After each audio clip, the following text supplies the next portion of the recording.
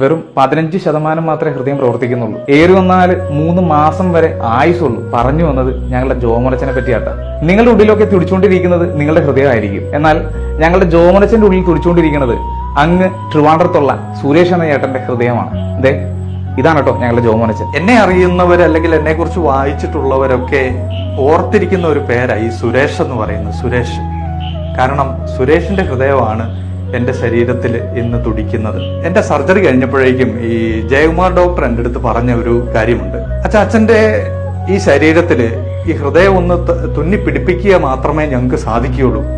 അത് മിടിക്കണമോ വേണ്ടയോ എന്നൊക്കെ തീരുമാനിക്കേണ്ടത് ദൈവമാണ്. അപ്പം ദൈവം സ്പർശിച്ചെങ്കിൽ മാത്രമേ അച്ഛന്റെ ഈ ശരീരത്തിൽ ഈ ഹൃദയം പുതുതായിട്ട് തുടിക്കത്തുള്ളൂ. ഈ ഹാർട്ട് ട്രാൻസ്പ്ലാന്റ് ഫെയിലിയർ ആയി പോയി കഴിഞ്ഞു കഴിഞ്ഞാൽ പിന്നെ ജീവന്റെ സാധ്യതയില്ല അവിടെ. അപ്പൊ തീർച്ചയായിട്ടും ഇത് ദൈവം എനിക്ക് സമ്മാനിച്ച ഒരു തിരുഹൃദയമാണ്. അപ്പൊ തീർച്ചയായിട്ടും സുരേഷ് എന്ന വ്യക്തി ഇന്ന് എന്നിലൂടെ ജീവിക്കുന്നുണ്ട്.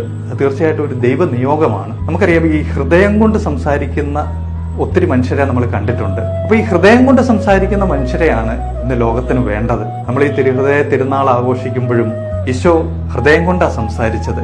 അപ്പോൾ ഈശോ സമ്മാനിച്ച ഈ ഒരു ഹൃദയം, അതിലൂടെ സംസാരിക്കാനായിട്ട് എനിക്കും സാധിക്കണം. എങ്കിൽ മാത്രമേ ഇതുകൊണ്ടൊക്കെ അർത്ഥമുണ്ടാകത്തുള്ളൂ.